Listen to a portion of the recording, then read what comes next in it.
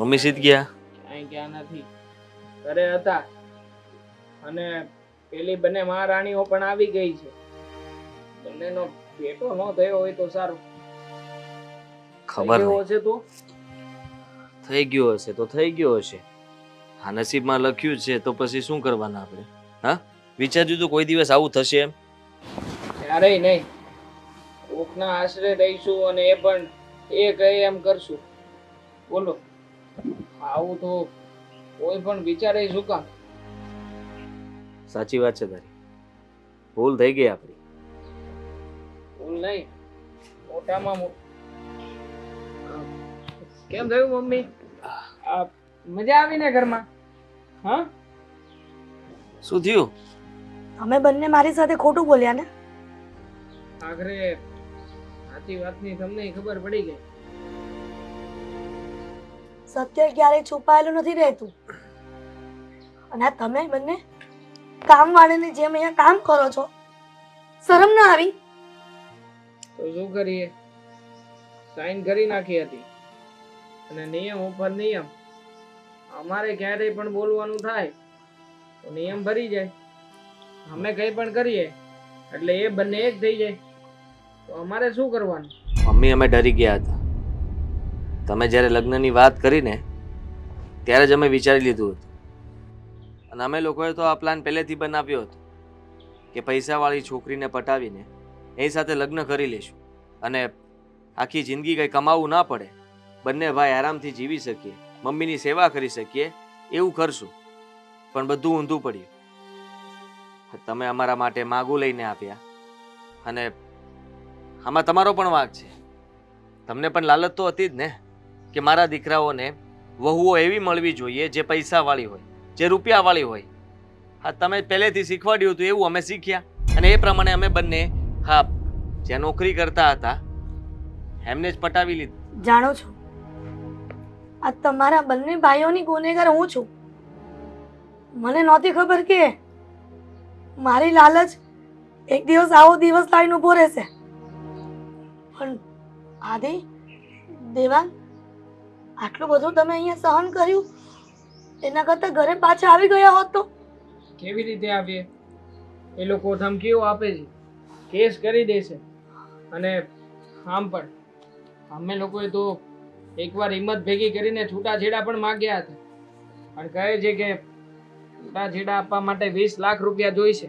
20 લાખ? હા, 21. 21 લાખ. 21 લાખ જોઈશે. અમે ફસાઈ ગયા છીએ. સમજાતું નથી કે હવે આ ઘરમાંથી નીકળવું કેવી રીતે અને આ લોકોથી છુટકારો કેવી રીતે મેળવવો. તમને લોકોને ખબર છે? બે વાતની બીક છે. અમે લોકો આ લોકોને તો ખોઈ જ દઈશું, સાથે સાથે અમારી નોકરી. ખબર નહીં આ શહેરમાં પછી બીજી જગ્યાએ પણ નોકરી મળશે કે નહીં, કારણ કે આ લોકોની ઓળખાણ એટલી છે કે કોઈ કામે રાખશે છતાં આ લોકો ભલામણ કરશે એટલે ત્યાંથી પણ કાઢી મૂકશે. ભલે કાઢી મૂકે. કહ્યું ને, આ લોકોની ગુલામી નથી કરવી દીકરા. એ દિવસે સાઈન કરતા હતા ને ત્યારે જ ના પાડી હતી. પણ ખબર નહીં હું પણ આ બધી લાલચમાં આવી ગઈ. પણ આપણે ગામડે ભલે નાનું મકાન છે, ત્યાં જઈને આપણે ત્રણેય મા દીકરો રહેશું. પણ આપણે આ લોકોની મજૂરી નથી કરવી. આ લોકોમાંથી છૂટવા માટે સ્વભાવ આવો નહોતો પહેલા, દેવાંગ. હા, તું પણ જાણે છે. મીરાનો સ્વભાવ પણ એવો નહોતો, દામિનીનો સ્વભાવ પણ એવો નહોતો. ઇવન અમને ઓફિસમાં પણ એ રિસ્પેક્ટ આપતા, માન આપતા, અમારી વાત માનતા. અમે આ એગ્રીમેન્ટ સાઇન કર્યા, લગ્ન કરવા માટેની હા પાડી, ત્યારથી ખબર નહીં એ લોકોને શું થયું છે. હા, સાવ બદલાઈ ગયા એ લોકો તો. હા, જેવી રીતે એક સ્ત્રી લગ્ન કરીને સાસરીએ જાય અને કહે ને કે તમે જ્યારે સગાઈ થઈ ત્યારે તમારો સ્વભાવ હતો ને એવો હવે નથી રહ્યો, એવું અમારી સાથે થયું છે. જ્યાં સુધી ઓફિસમાં કામ કરતા હતા, પ્રેમ કરતા હતા, ત્યાં સુધી બહુ જ સારા હતા એ લોકો. ને જેવા અમે એના ઘરમાં આપ્યા, સાથે રહેવા લાગ્યા, બદલાઈ ગયા. તમને લોકોને ખબર છે, આ તમને લોકોને તો ઘરમાં કામ કરાવે જ છે. પણ અત્યારે મને મળીને એના ગાર્ડન, આ ફળિયું બધું મારી પાસે સાફ કરાવ્યું. મને લાગ્યું છે તું કે આટલી બધી સાફ સફાઈ મેં તો કરી નથી, તો પછી અચાનક પણ તમે કરી હતી? કરી નહીં, જબરજસ્તીથી કરાવી. એ બંને એમ કીધું કે તમે તો શું, તમારા દીકરાઓ પણ ઘરની સાફ સફાઈ કરે છે, તો તમારે તો કરવી જ પડશે. હાથ થઈ ગઈ છે હવે મોટા ભાઈ. આપણા સુધી ચાલતું હતું, આપણે કાંઈ ના બોલ્યા, કંઈ ના કર્યું. પણ હવે મને લાગે છે કંઈ કરવું પડશે. એ લોકોની આટલી હિંમત કે મમ્મી પાસે કામ કરાવ્યું. અરે જરાક તો વિચાર કરવો જોઈએ કે નહીં? આપણી સુધી તો સમજ્યા કે આપણી સાથે જેવું વર્તન કરે છે આપણે સહન કરી લઈએ છીએ. આદિ, હવે અહીંયાથી નીકળવા સિવાય કોઈ ઉપાય નથી. છૂટાછેડા કરવા સિવાય કોઈ ઉપાય નથી. કેમ કે આપણે હાથે જ હાથના કુવાડા પગમાં માર્યા છે, તો શું કરી શકવાના હતા? તો ઠીક છે, હવે એને ભૂલ કરી છે તો આપણે એને સજા આપીશું. જે કેવું હોય તે તૈયાર થઈ જા, કહી દઈએ કે અમને નથી પોસાતું આ, અમે તમારા ગુલામ નથી કે તમારી ગુલામી કરતા રહેશું. આ એગ્રીમેન્ટને ફાડો અને અમને લોકોને જવા દો. બરાબર છે, પછી ભલે જે થવું હોય તે થાય. હવે મમ્મી પણ આપણી સાથે છે ને, તો પછી ડરવાની કોઈ જરૂર નથી.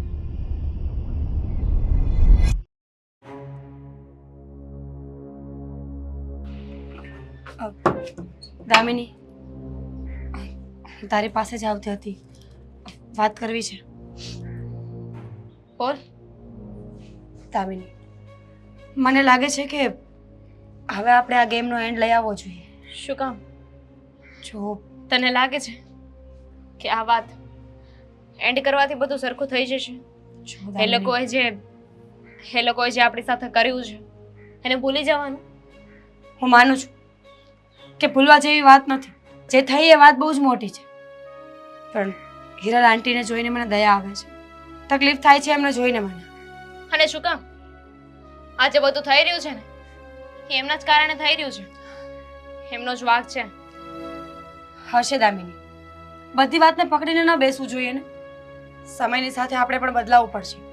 જો આપણે હદ કરતાં વધારે રિવેન્જ લેવાઈ ગયું છે, હવે શું કામ એકને એક વાતને પકડીને રાખવાની? કારણ કે રિવેન્જ લેવાની જરૂર છે. એ લોકોએ જે કર્યું છે ને એ બહુ ખોટું કર્યું છે. આપણી લાગણીઓ સાથે, આપણી ફિલિંગ સાથે રમત રમી છે એમને. ખબર છે આમ જ જવા દેવાના એમને? આફ્ટર ઓલ એ આપણા પતિ છે, આપણે એ પણ તો ન ભૂલી જવાય ને. હદ કરતાં વધારે હેરાન કર્યા છે આપણે એ લોકોને. એ લોકો બોલી નથી શકતા કારણ કે આપણે હર વખત એક નવો રૂલ સંભળાવી અને ચૂપ કરાવી દઈએ છીએ. છતાં પણ કોઈ માણસને લિમિટ ક્રોસ થાય એવું ન કરાય ને. ના કરાય ને. તો પછી આપણે શું કામ ને આ ગેમને સ્ટોપ કરવી છે? જ્યારે હદ વટી જશે ત્યારે એ લોકો સામેથી જ આવશે ને, સામેથી આવીને જ કહેશે કે હવે અમારાથી સહન નથી થતું. અને ત્યારે જ તે બધી સચ્ચાઈની જાણ કરીશું આપણે. પણ એની પહેલાં મારી પાસેથી કોઈ આશા ન રાખતી કે હું એ લોકોને જવા દઈશ. અને જો પહેલેથી સરખી રીતે રહ્યા હોત તો એમને આપણે આપણા પતિ નહીં પણ પરમેશ્વર બનાવીને રાખત. માનું છું દામિની, તું કોઈ જગ્યાએ ખોટી નથી. તું જે કહી રહી છે એ બધી જ વાત સાચી છે, પણ આપણે થોડું સમજવાની જરૂર છે. માણસની એક લિમિટ હોય, એક હદ હોય, એ પાર કર્યા પછી સંબંધો બગડે છે. અને હું નથી ઈચ્છતી કે આપણો આ લગ્નનો સંબંધ તૂટે. એ તો નહીં તૂટે, મને વિશ્વાસ છે. કારણ કે એમના જેટલા હરામી માણસ મેં ક્યાંય નથી જોયું. જો ને, હદ વટી ગઈ છે, હવે સહન નથી થતું, અસહ્ય થઈ ગયું છે. પણ છતાંય હાર માનવાનું નામ નથી લેતા. શું કામ? જસ્ટ બીકોઝ કે આપણને લવ કરે છે એટલે? હવે એમ છે તારો કોઈ લવ નથી. ખબર છે મને કે લવ નથી, પણ માણસાની દ્રષ્ટિએ જોઈ રહી છું અત્યારે. અને હું તને પણ રિક્વેસ્ટ કરું છું કે જો એ લોકો પોતાની ભૂલ માની જાય અને બધી સચ્ચાઈ સામેથી બોલી દે તો પછી તું પણ વાતને નમતી મૂકી દેજે, ભૂલી જજે. જે થયું એ થઈ ગયું ને. હવે એકને એક વાતની કેટલી લાંબી કરવાની? ફાઇન, માફ કરી દઈશ. પણ એ જે વિશ્વાસ હતો એ પાછો આવી જશે. અને એમના મમ્મીનું શું? એનું શું કરીશું? થઈ જશે. સમય આવશે એટલે બધા સમજી જશે. એના મમ્મીને પણ થોડું ઘણું ભાન તો આવ્યું જ હશે ને કે જે લાલચમાં દીકરાઓ આ ઘરમાં આવ્યા હતા એવું તો કંઈ છે નહીં. ઉલટાના પોતાની ઝાડમાં પોતે ફસાયા છે. હા, કારણ કે આપણા સચ્ચાઈની જાણ એ લોકોને નથી ને. હા, છોડ. એ બધું સમય આવશે એટલે ઠીક થઈ જશે. ચાલ તું કંઈ ખાઈએ, ભૂખ લાગી છે.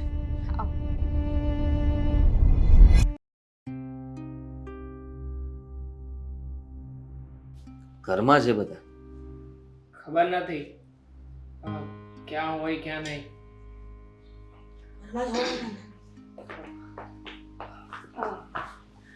બધી જ ટીમ અહીંયા બેઠી છે.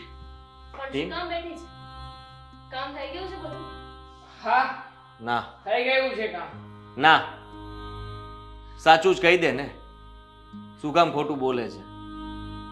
નથી કર્યું કામ. હા તો કઈ વાંધો નહીં, હવે કરી નાખજો. ઓહ ડોશીમાં, ચાલ પેલા ચા અને નાસ્તો બનાવો, ભૂખ લાગી છે. મારા મમ્મી કઈ કામ નહીં કરે. શું કામ નહીં કરે? તમારા મમ્મી નહીં, પણ તમે પણ કામ કરશો. કોઈ કામ નહીં કરે આ ઘરમાં. આ ઘરમાં અમે લોકો પણ કામ નહીં કરીએ, અમારા મમ્મી પણ કામ નહીં કરે, અને તમારે લોકોએ કરવું હોય તો કરજો. તમે લોકો પણ ના કરો ને તો અમને કોઈ વાંધો નથી. દામિની, લાગે છે કે રૂલ્સ ભૂલી ગયા છે. ફાઇલ પાછી વાંચાવી પડશે.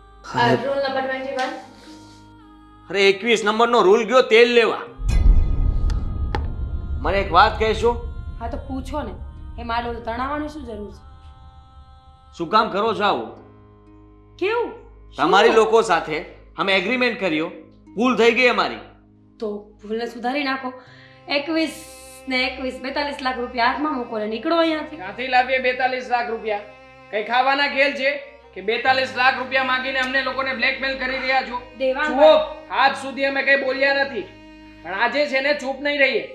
અમારી પાસે કઈ નથી આપવા માટે અને અમે લોકો છૂટા થવા માંગીએ છીએ. તો એક સવાલ મને પણ છે. અત્યાર સુધી ચૂપ શું કામ હતા? આ સવાલ તમને પહેલા કેમ ના થયો? અમે તમારી સાથે આવું શું કામ કરીએ છીએ? પહેલા કેમ ના પૂછ્યું? થયો આ સવાલ અમને લોકોને, એટલા માટે જ અમે લોકો આજે તમારી પાસે આવ્યા છીએ અને કહી રહ્યા છીએ કે હવે જે કંઈ પણ થવાનું હતું, જે કંઈ પણ કરવાનું હતું ને એ કરી નાખ્યું છે તમે લોકોએ. તો અમને રજા આપો. કયું ને, પૈસા મૂકો ને નીકળો અહીંયાથી. પૈસા નથી અમારી પાસે. તમારે જે કેસ કરવો હોય, જે કરવું હોય તે કરી શકો છો. અમે લોકો આ ઘર છોડીને જઈએ છીએ. જોયું દામિની, મને ખબર જ હતી કે આ કીચડમાં જે લોકો રહેતા હોય ને એ લોકો આવા જ. તમારા લોકોની કેવી માન્યતાઓ છે, કેવા તુચ્છ વિચારો છે. તમે બંને સ્ત્રી થઈને આવા કઠોર કેવી રીતે બની શકો? એ પણ પોતાના પતિને આ ઘરના કામવાળાની જેમ રાખવાના. અને તમે એક સ્ત્રી થઈને બીજી સ્ત્રી માટે એવું કેમ વિચારી શકો કે સામેવાળી સ્ત્રીને લૂંટી લ્યો, એને પોતાની પત્ની બનાવજો અને એમની બધી જ પ્રોપર્ટી તમારા નામે કરી લેજો? લૂંટી લ્યો? શું બોલે છે? કઈ પણ આવા વિચારો તમારા મગજમાં આવે છે ક્યાંથી? હા, તમારી વાત સાંભળીને આ લૂંટીને વહી જવું હોત તો ક્યારના વહી ગયા હોત ને. લૂંટીને જવાની વાત તો તમે ક્યારેય કરીશ ન. તમારા બંનેની વાત મને બરાબર યાદ છે. કઈ વાત અને શેની વાત? યાદ કરો. તમારા બંનેની બધી જ વાત અમે સાંભળી હતી. અમે બંને તમને પ્રેમ કરતા હતા. તમને શું લાગે છે અમારી પાસે છોકરાઓની કમી હતી કે તમને બેને પસંદ કર્યા? તમારો સ્વભાવ, તમારો નેચર અમને ગમતો હતો એટલા માટે તમને પસંદ કર્યા હતા. પણ જ્યારે સચ્ચાઈ ખબર પડીને તો અમારું દિલ તૂટી ગયું. અમારી લાગણીઓ સાથે તમે લોકોએ રમત રમી એટલે જ અમે આવું કર્યું તમારી સાથે. અને આંટી, તમે પોતાના દીકરાઓને સાચી સલાહ આપવાને બદલે ખોટા રસ્તા પર લઈ ગયા કે હા જાઓ પ્રેમના નામ ઉપર લૂંટીને ભેગું કરી લો. તમે પ્રેમ કર્યો હતો, કદાચ પ્રેમથી અમારી સાથે રહ્યા હોત, સાચું બોલીને રહ્યા હોત ને તો રાજા બનાવીને રાખો. પણ જ્યારે તમારા દીકરાઓની હરકતો જ ન કરવાડી હોય તો પ્રેમ કેવી રીતે કરી શકે? અરે ભૂલ થઈ ગઈ અમારી. ભૂલ તમને લોકોને તો એમ હતું ને કે આ છોકરીઓ મોડર્ન છે, એ લોકો પોતાની રીતે જીવે છે, એ લોકોને આનાથી શું ફરક પડવાનું છે? કદાચ એમનું દિલ એકવાર તૂટી પણ ગયું તો શું છે, કાલે સવારે કોઈ બીજા છોકરાને પકડી લેશે. એવું જ હતું ને તમને? ના, એવી કોઈ વાત નહોતી. માને છે કે અમે જે વિચારીને આ ઘરમાં આવ્યા હતા એ વિચાર ખોટો હતો. પણ હા, ખરેખર અમે લોકો તમને પ્રેમ તો કરતા જ હતા. ખોટો પ્રેમ નથી કર્યો. સાચું કહું તો સ્વાર્થ એટલો હતો કે જિંદગીમાં ક્યારેય કમાવું ન પડે એવો પ્રેમ મેળવવા માંગતા હતા, જેની સાથે અમે હંમેશા ખુશ રહીએ, જેના પૈસાથી અમે લોકો હરી ફરી શકીએ, અમારે કોઈની સામે હાથ લાંબો ન કરવો પડે, આવું જ વિચારતા હતા. પણ જ્યારે અમે આ ઘરમાં આવ્યા અને તમે કહો એમ અમારે કરવું પડતું હતું, કારણ કે અમારે આ બધું જોતું હતું. અને એટલે જ લાગ્યું કે અમે મહેનત કરીને કમાતા હતા એ બરાબર હતું. આવી જિંદગી તો ક્યારેય ન જીવાય. સોરી. હું પણ માફી માંગુ છું. મને પણ માફ કરી દે. જો તમારા લોકોને એવા સપના હોત તો પછી સીધી રીતે કહ્યું હોત, સીધી રીતે રહ્યા હોત ને, તો અમે તો બધું અમારું જે છે તમારા નામે કરી જ દીધું હતું. હા, પણ જે થયું એ સારા માટે થયું, કારણ કે અમને લોકોને પણ ભાન થઈ ને. બાકી અમે પણ સમજત ક્યારે?